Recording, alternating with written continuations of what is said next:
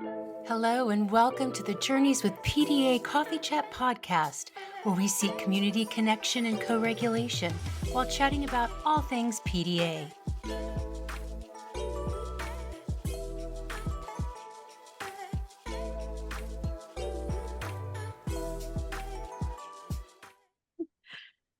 Welcome to the Journeys with PDA Coffee Chat podcast. I'm Kerissa.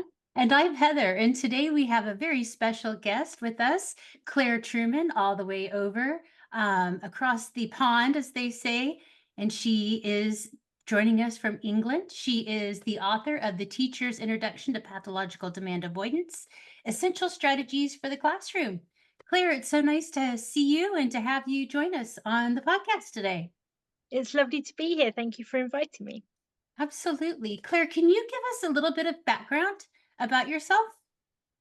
Yeah, I'm a teacher by trade, and my main day job is that I support students who are out of school.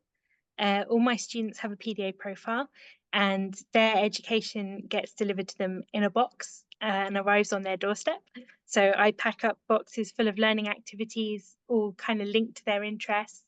If they're into Pokemon, it's full of Pokemon. If they're into football, it's full of football. And it arrives on their doorstep every week, and that's how they learn. And then I also do a little bit of training and consultancy for schools and families. And I'm studying at University College London, doing a PhD looking at the educational experiences of PDA children and young people. You're very busy. I'm a bit busy. I'm tired just listening to what you do. And all I was doing was listening. Clare, can you take us back to like your educational roots? Because I'm sure you didn't just jump into, hey, I'm going to start my PhD and work on my PhD and also create these distance learning activities for PDAers. No, I started as a teacher I started much more conventionally as a teacher in schools. So I actually started in mainstream schools. I taught humanities and religious education. I don't know if you even have religious education lessons in the US, do you? We do. Cool. Some countries don't. So that I taught in central London, teenagers in central London. But I always knew that I wanted to teach in specialist schools because my brother's autistic and I wanted to support students like him. So as soon as I could, I switched to specialist schools and worked with autistic students in a couple of specialist schools. And then I had an idea for what's called an alternative education provision, which is something, it's education, but it's not a school. And I ran that for a group of 9 PDA children and young people in a community centre in the village where I live. And then I moved on to the distance learning. So what really sparked the idea in you that made you want to go, okay, I'm going to provide something different for PDAers? So it was working with a PDA in the autism specialist school that I was working at. And he was in my class, but he wasn't in my class because he wasn't coping in the classroom.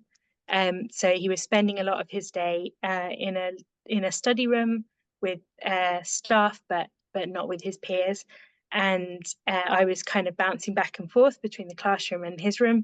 And I was under a lot of pressure to bring him back into the main classroom. And it wasn't really, I didn't feel like it was really where he wanted to be or needed to be. And in a kind of, there was a landmark moment because in a high emotional state, I walked into my line manager's office and said, he doesn't even need school, he just needs a life apprenticeship. And then like a light bulb went off in my head and I thought, that's what I'm going to do. I'm going to create an education that is not school and is just what children need for life. So that's what I did. That is absolutely incredible. I love that phrase. And I think I'm going to have to use that. That's what I'm going to tell people that I'm doing for my children, is life apprenticeship. So school is so challenging for PDAers, because it focuses on conforming. And Yeah. so in your experience, what did that look like? Like, what does that feel like as the educator trying to bring about this conforming? Yeah, I was really conflicted because I was like, when I was a student, when I was a child, I was like a little Hermione Granger. Like I followed all the rules, and I was all about the conforming, and I was all about the, like, some of my teachers wore robes sometimes. It was very like Harry Potter. And and then I thought, when I started training as a teacher, I thought, well, that's what I liked, so that's what students need, so that's what I'll do. So I was kind of all about the conforming at the beginning, but then over time I just realized that that's not what all students need. And maybe it works for little mini Clare Trumans, but it doesn't necessarily work for not everyone is like I was as a child. It doesn't work for everyone. So I do go into schools and I try and teach them a bit more about PDA and how to make things PDA friendly. So I'm not of the opinion that schools never right, but I just think we need more options. School's not always right. Right. We need more options. Yeah.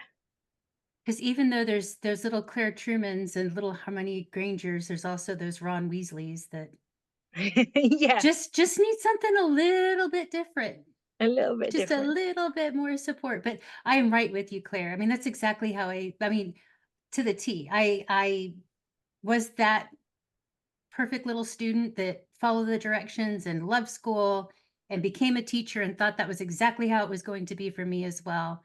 And unfortunately, my light bulb moment didn't come until after I was no longer in the classroom and I had my son. Mm. And when I realized that, oh, well, we have a Ron Weasley here. And as much as I tried to, pound him into this Granger hole, it's just not going to work. Yeah, Yeah. yeah. There's that lovely, I can't remember who said it, but there's a lovely quote, a meme that I saw with like a star trying to be forced into a round hole. Mhm. And it's something like, if you try and, yeah, squeeze me, a star shaped me into a round hole, then you knock off all the sparkly bits. Right. And I Yeah. think like that's what we're doing, like not everyone, but a lot of people are Right. not being served well by traditional schooling. By those round holes. Yeah, Yeah, yeah. absolutely. And then when you said a life apprenticeship, it also, our kids feel like 80-year-olds in little children bodies. So I just have this vision of, a little second grader in a coat and tie with a briefcase, because that's how they are. They have no time for the silly things that go on at school. They want to get on with life. They want to get Yeah. on with being themselves and living life. And you can, if you spend so long teaching someone how to cope in school, you haven't taught them how to cope in life No. necessarily. Because particularly if someone's not finding that a natural fit. And Mhm. so you're putting all your effort and they're putting all their effort into trying to fit, then you're wasting the time they could be learning other things. Yes. Absolutely. What would you say? Because I know there are people out there listening, and we love all of everybody that comes to us and listens to us and our audience. No matter where you are in understanding this, we are happy to take you where you're at, right? Mhm. And I know that there are people out there listening going, well, how do we prepare them for real life? If we are just letting them do whatever they want to do, how is that getting them ready for the real world? Oh, good question. Um, so there's a couple of things that are kind of making me think there. So when I do training for schools, I print off from the PDA Society website in the UK. They have a guide for employers of reasonable adjustments. And it has things like mutually agreed deadlines. My favorite one is agree the aim of the task, but allow autonomy on how you complete it, and things like that. And I think actually that's the adulthood that we're preparing them for. Like in actually workplaces now, a workplace where you have to go in and just do as you're told is not as common now. Like workplaces where you have to collaborate and you have to share ideas and you have to be confident enough to say to your boss, actually, I found a workaround here that would save us X amount of time or X amount of money. And you have to be ready to advocate for yourself and your idea is a lot more the adult world that we're getting students ready for. So PDAs are ahead of us on that. So that's one thing. So I often get the teachers to go through that list of reasonable adjustments and say, how could you do this in your classroom? So things like the agreeing the aim, but allowing autonomy about how to reach it. I say, share the learning objective with your students, but if they don't want to follow the step-by-step instructions you've given them to achieve that learning objective, say you're working on capital letters and full stops and you've asked them to write about plants to achieve it, like, and that's what you've got to do, then, and they say, actually, I'd rather write about football, I'd rather write about this, then if you can say, well, the goal was capital letters and full stops, so if you're still doing your capital letters and your full stops, then yeah, you can write about whatever you want. I just want to see that you can do the capital letters and the full stops. So you're agreeing that aim and allowing that autonomy. Can we get a translation here for just a second? For Yeah. for the Yanks here, for what is a four stop? Oh, full stop, full stop. Oh, a full stop, like a period. I think you call it period stop. Okay, okay, good. Yeah, Yes. sorry. No, sorry, that's okay. Translation.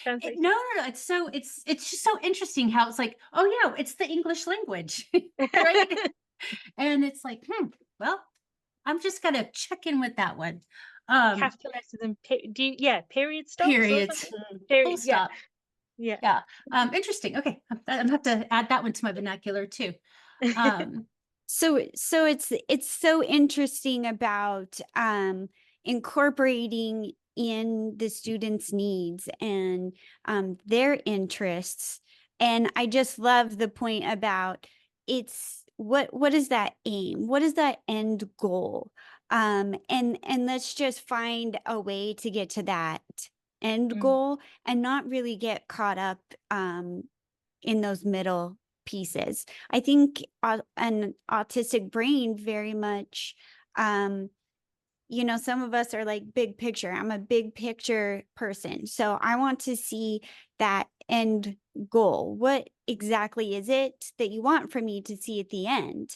And then I want to do all of the steps in my own way that makes sense in my brain and how I want to work through it. And so I think that right there, that is one of those things that also prepares kids for real life, understanding the end goal and being able to work through the steps, create your own steps. An autistic brain probably can combine, alter, switch, or fast track. Maybe the autistic brain is going to need more steps or slower. And so I love that is like that accommodation in a classroom. And it feels like that seems easy to me, who's not a teacher, but I'm like, that seems easy. I think it goes back to, you know, it's that Western value system, the Western culture value system, where we have public funded education and therefore the powers that be, the governments, if they're putting their money into education, then they want to spit out educated people. and they tie money into that. And so we're going to test you to see if you're teaching these children to be productive members of society. So it's just this never ending feedback loop of what how people measure success, how people measure mastery. And it's just until we get enough voices, neurodivergent brain voices, into areas of where people are making these decisions, it's just like going to be taking a chunk out of it, just a little bit of chipping away, for people to understand, these little kids don't have to be a cog in the machine. You were talking about an academic goal, but, we see things written in IEP. You have ECHPs or EHCPs? EHCPs is Okay, our legal right. And document. so we call them IEPs over here. And, we have like self-help goals, or, something like that, where it's so and so will raise their hand um, appropriately, or they will ask that, they will get the teacher's attention appropriately. 4 out of 5 times with 80% proficiency, Yes. blah, blah. And it's like, well, what is appropriate? We haven't defined what appropriate is. And what if this person can't access the appropriateness that the school is expecting of them? What if they can't raise their hand? What if their way of asking for help is putting their, some kind of discrete signal, or putting their head on their desk, or something? Like, what's going to be acceptable here? And it's just about putting those ideas in these places a little bit of a time at a time, to hopefully, we just want to change the world, With That's make the it a better place. with the EHCP targets, I see quite a lot. Like Joe Blogs will follow instructions in literacy lessons Right, 2 out of 3 times or whatever. And I right. always say, no, the goal is not that. That's not your goal. I say, why do you want him to follow instructions? And they say, so that he'll learn literacy skills. Right, that's your goal. You want Joe to learn his literacy skills. You want him to achieve level whatever. And the way he gets there might be by ignoring all your instructions and doing his own thing. The goal that we're working towards is him being able to do such and such in literacy, read level 3 texts or whatever. Mhm. That's the goal. Often local authority, that's not going to translate either. Often the So a local authority would be like a government, or the school district over here, yeah, or it's the like a local, county. Yeah, a yeah, local, yeah, yeah. governing agency. Yeah. So often professionals from the local authorities are surprised because I talk about their kind of alternative way that my education's delivered. And then they say, oh, are you working on any targets? And they're surprised that I'm able to say, yes, he's at this level of literacy, he's at this level of numeracy, and we're working on that level and this level. And they're kind of surprised. And I say, like, we're still aiming for learning. It's just we're going about it a very different way. Yeah. And okay. I'm sorry, go ahead, Kerissa. So I would love to hear more about what you put together as this alternative learning. Like how do you create it, and what does it look like, and what is contained in like your program or curriculum that helps you get to those goals or those aims? Yeah, okay. So the curriculum itself is a government written one. So it's called the functional skills criteria, and it's not taught in most schools. Most schools follow a more detailed curriculum, but it's kind of a pared down version, and it focuses on skills you need for life. So it's things like handling money, telling time, your basic number skills, your counting and knowing what number's bigger than the other, and addition and subtraction and all that kind of stuff. The literacy side of things is very functional. It's working out whether someone's trying to persuade you in something you're reading, working out how to persuade someone else, working out whether it's informing or entertaining, that kind of thing. Writing a letter of complaint, all that sort of stuff, rather than Shakespeare or that kind of thing. So I start with those targets, and then I take the interest of the student. So that might be football, it might be arts and crafts, it might be slime, whatever they're into. Slime's quite a popular one at the moment, actually, with a few of my students, slime making. And then I take the target and the interest and I put them together.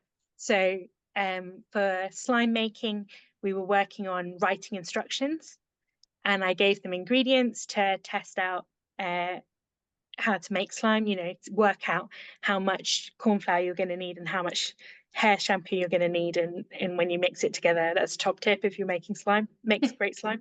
How much are you going to need of each?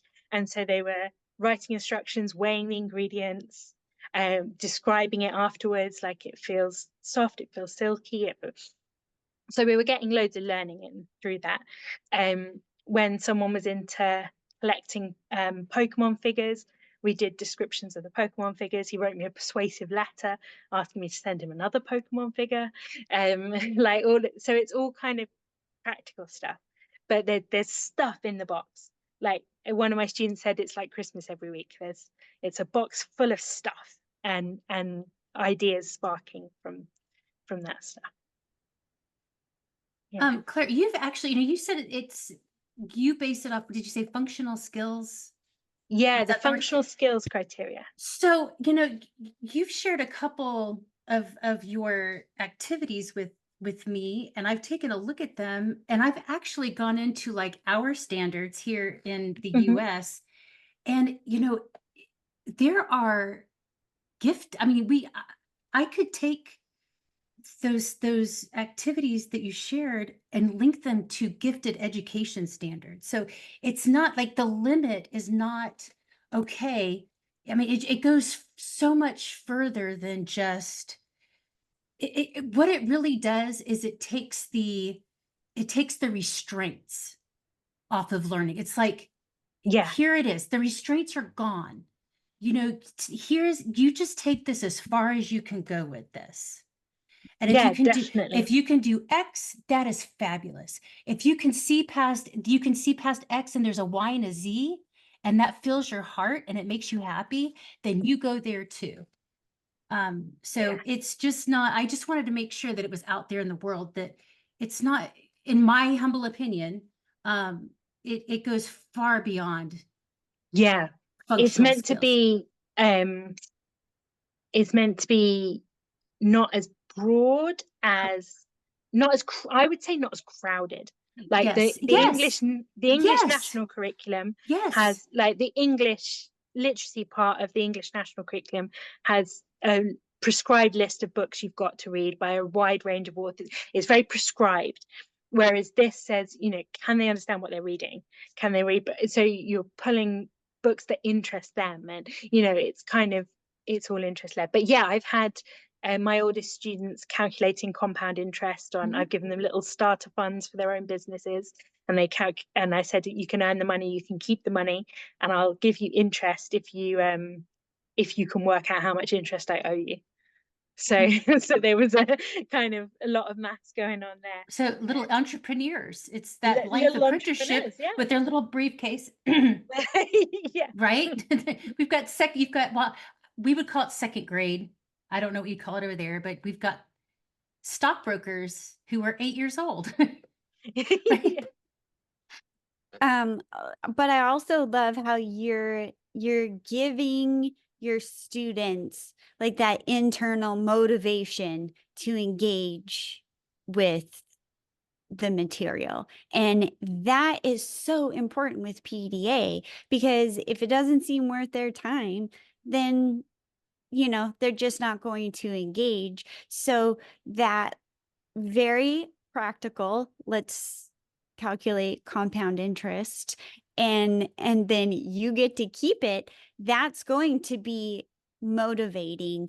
And that is actually what is growing their mind and preparing them for the real world. I don't know how to calculate compound interest. I didn't get to learn that in school, and that probably would have been more helpful than my whole like Shakespeare unit that I did in high school. Like I wish I could have learned how to do that. So I just love that internal motivation that you can give these kids. And it's really collaborative, and they're motivated to learn. Like, people are surprised. Obviously, when I start, they're excited about the Pokemon figures and they're excited about the Minecraft cards and all of that kind of thing. But as we go along, they tell me what they want to learn. And I met up with a student just last weekend, and she was telling me we were doing a little bit of writing together. I don't normally meet them, but I needed her to sign something. And we met up and we were doing a little bit of coursework together. And she told me what she wanted to learn next. And as she was writing, she was like, I'd like to learn more about this. She was checking things with me. How do you spell that? How do you do this? And she said, I'd like to learn more about this next. And Um, it really illustrates trust, and the fact that, she trusts you, that you're not going to push her in a way that she doesn't want to be pushed. Like, you have built up her trust that she can tell you, hey, this is what I want to learn next. mm, And you're not going to exploit it or take it too far, or she's giving you a little bit of inch and you're not going to take a mile from her. yeah. And that's huge with PDAers.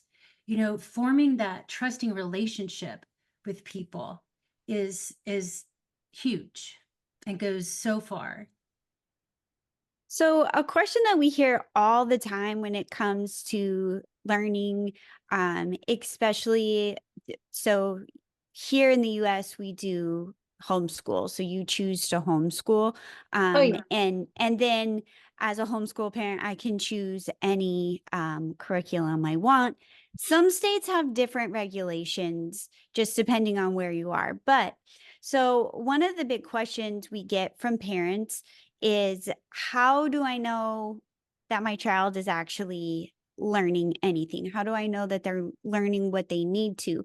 So where I live, I don't do any standardized tests. I don't have to check in with the state or the district. And so I think parents get um, kind of fearful about how do I know that they've learned anything or that they're learning enough, especially if you're going to take a unschooling approach where they're not doing tests and quizzes and marking out papers.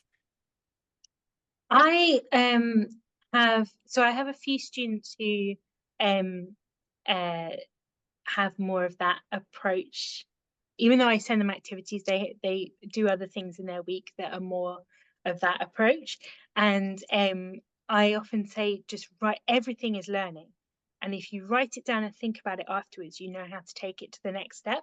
So like, buy a cheap diary, page to day diary, and write down, we were playing with Lego this morning. I started making a symmetrical pattern. My child noticed there was a pattern. I said, yes, it's symmetry.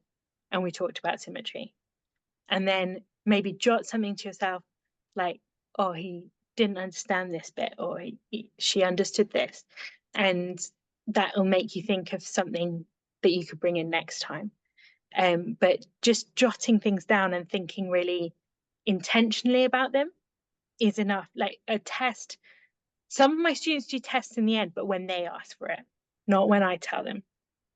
If they want to get their certificate so that they can go to college, then they might do a test or an exam, but they don't, that's on their terms, not on my terms. But before then, I'm just keeping a record. They send me photos and I see what they've done, and I just keep a record of what they've learned, what they're learning next, what my plan is for what they're learning next. And that rolling record is more important. Right. Than formal Yeah. record keeping. We do. We have well, you know, the PDA Society put out that statistic a couple years ago that like 70% of our Mm. PDAers cannot access school, Yeah. because the school is just not a supportive place for them. So a lot of our PDAers are at home learning. Mm. And, you know, when we have parents that we support and their families in crisis, because their kids are going to school, and we suggest pulling them out of school and having them do first D-school, then homeschool, they're just terrified, and it is terrifying. When we decided to homeschool my son, you know, I had over 17 years experience of teaching in the classroom, and I was terrified to pull him out and homeschool because, I mean, it was just like, you know, that was just not what I had pictured we were gonna do in my life, right? Because it was all about me and what we were gonna do.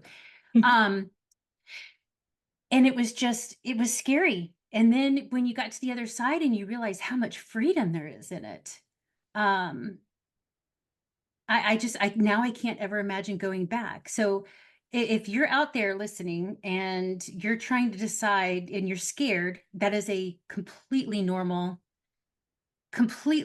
emotion and feeling, and it's overwhelming. But when you know, it's just one of those things that kind of takes practice, and you don't have to do it perfectly. Mm. You just kind of start and you roll with it. And I can't imagine ever going back to public school. I can't ever imagine putting my son back in public school. Not at all. The PDA Society, shout out to the PDA Society, have a home education hub on their Hmm. website now. Yep. If yeah, Yep. I have for a advice and binder. guidance. I have a binders that says PDA Society, and I have little dividers, and the home education hub paperwork, all their stuff is right there in my binder with the PDA Society, along with so many other things from them. They're amazing. It's an amazing organization. It is. Yeah. So I have two autistic children. One is PDA, and so they homeschool and we do unschool, and it definitely is really confusing for like outside people to be able to understand what we're doing. And so I feel like all of these things that you're sharing is sort of like, ah, yes, like it's really backing up the theory that um the like a life apprenticeship actually is learning, and the things that we do in everyday life. So if you're measuring slime, that is going to later lead to cooking a meal. Mm.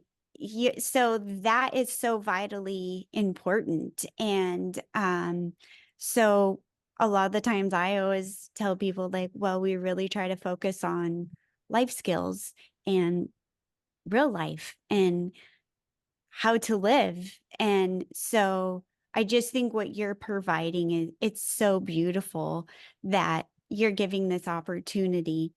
Um, so in that though, because you're a teacher, Mhm. and you know how to put this stuff together. So how do you support the parents who are getting your materials? Um, how do you support those parents in kind of applying all of your materials? So each activity comes with a really clear sheet that I've written that tells it's written to the student rather than to the parent.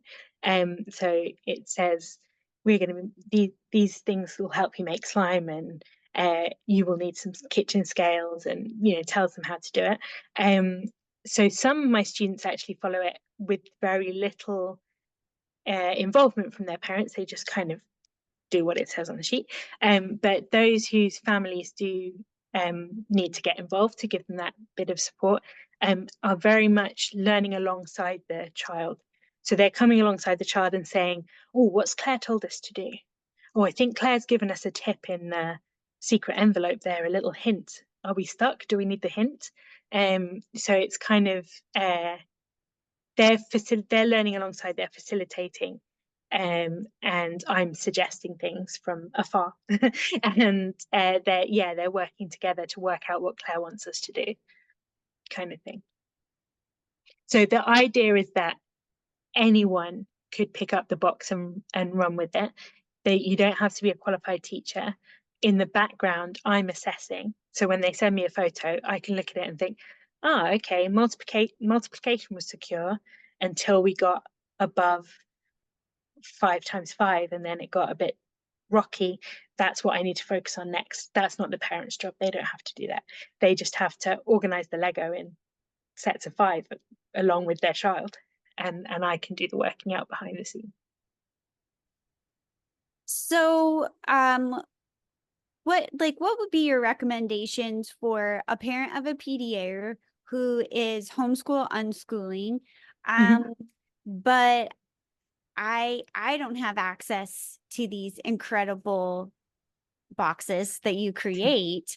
So what are some ways that I could sort of recreate that type of learning here at home with my kids?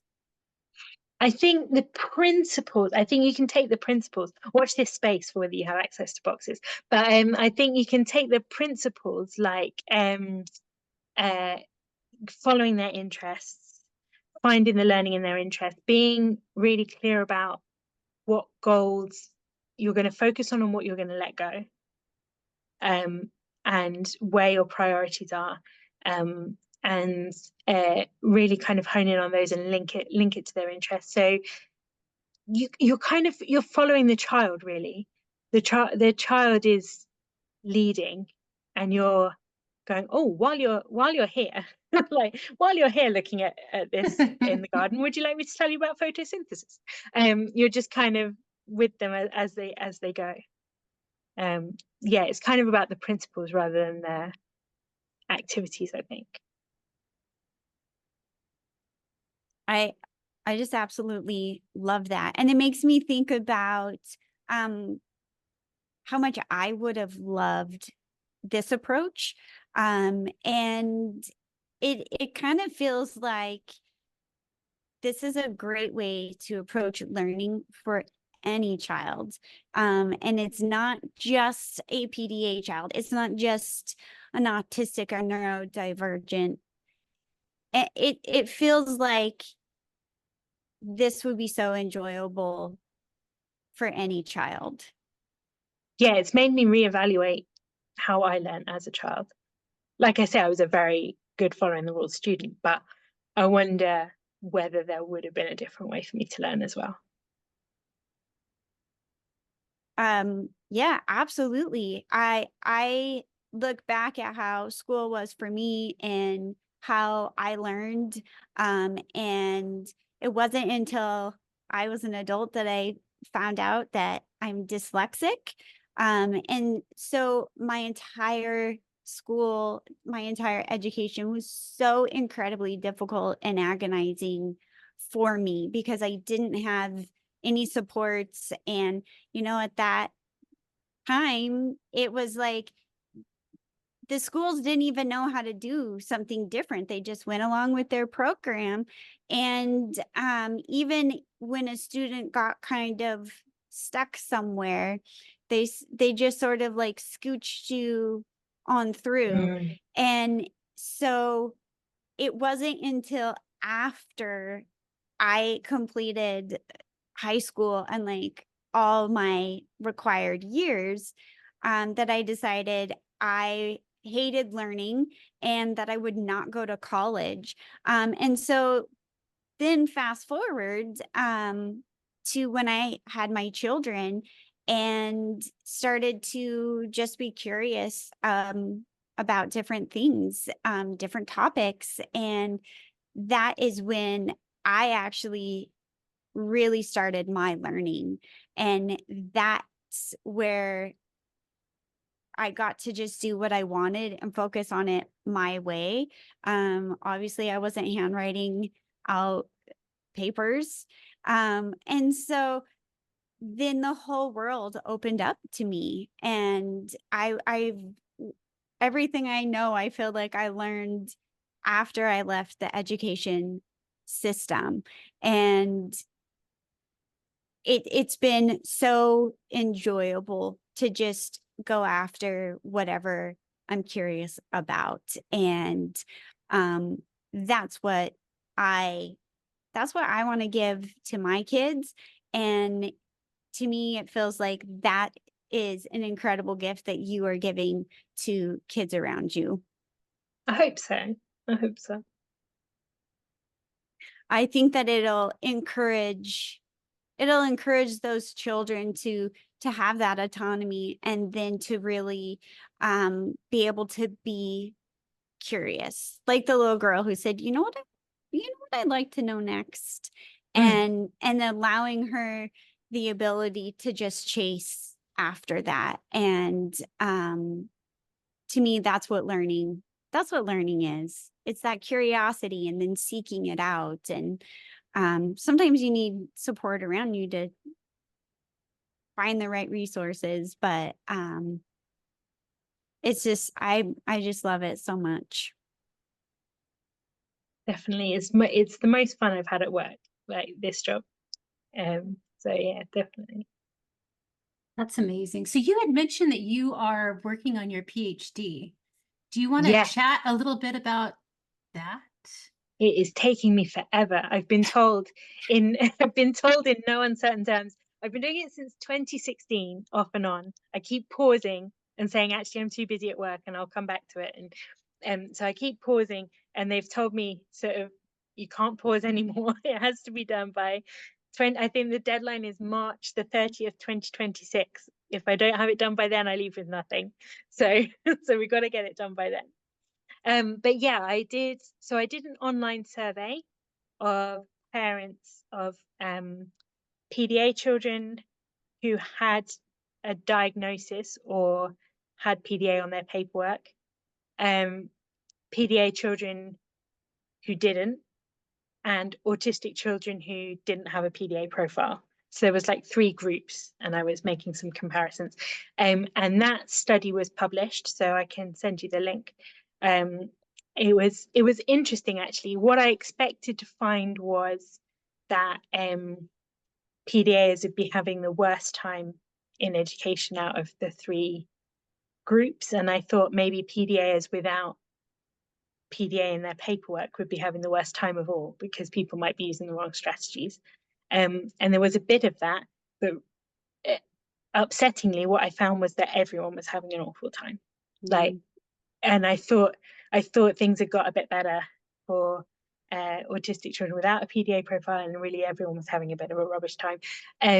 But some interesting things came out of that in terms of comments that parents had written at the bottom about what helped and didn't help their PDA child. And so then I did some interviews with parents, just a small number of parents and of PDA teenagers and older children, sort of 8 and above, and a couple of adults looking back at their time in school. And I'm in the process of analysing all that information and writing it up. So I've analysed the parent interviews and I'm writing that up. And then I'm going to analyse the young people's interviews and the PDA adults interviews and see if they say the same thing. So I bet that if you had thrown ADHD in there, you would have gotten the same results as well. yeah. I mean, Yeah. There's probably quite a lot of children who, for different reasons, are not being particularly well served by schools as they're set up at the moment. Right. Yeah. Yeah. So you've got until, what did you say, 2026? March 2026. The 30th of March 2026 is the absolute last deadline, but I'm hoping to get it done before then. Do you have a calendar that you just keep marking, like, okay, I've got X amount of days left. I got X amount at the of days. moment I have a planner that has the month and what I'm going to do, and it just keeps shifting. Like, I'm going to do this in April. Okay, maybe May. Okay, maybe June. Okay, maybe July. Do we need to set up like a plan for you? Would you like to? I think we need some sort of accountability system. Would you like a sticker chart? Yeah, yeah, reward charts and A gold reward stars. chart? I actually know somebody, my husband, who did a PhD program and did everything but a dissertation and Oh no, decided I'm done. He was done I after can that. So sympathize, to be honest. I'm like, really? But yeah, he's done. So it's, yeah, my hat's off to you. I've got to do 80 to 100,000 words of writing. My book was 50,000, so I've got to do two of my books. So Wow. can you make the font, or I guess the font wouldn't work. It's words, not pages, Word huh? count. I just have to put "and" in a lot, you know, and And this and that and this. then, Yeah. there you go. Oh, Claire, it was absolutely amazing to get to talk to you today. And I'm so thankful for your willingness to really change your perspective on learning and to start to bring this to everybody else. And I'm so grateful that you're even going through all of this time and work to get your PhD to be able to help educate more kids and just such an amazing perspective. And I just can't be thankful enough that you're willing to bring all of this to all of these kids and to parents and educators. Oh, it's a joy to do. It really is. It really is. Well, not so much the 100,000 words, Yeah. but the rest of it is a joy to do. We will put information about your book and how people can contact you in Mhm. the description of our podcast and when we post things on Facebook and Instagram. Brilliant. Can we think of anything else before we tie up here? I'll send you a link to the journal article if you like Okay, as well. I actually have it on my desk right now. I'm looking Ah, at it. I've had it in my binder. See, I like binders. I you like like research. binders? I like research. I like dividers, and I like binders. Yes. Okay. So thank you so much, Claire. Thank you for having me. Yes. If you would like to know more about pathological demand avoidance, you can find more information at journeyswithpda.com. We are on Facebook, Journeys with PDA, and on Instagram. You can also email us at journeyswithpda@gmail.com. Bye-bye, everybody.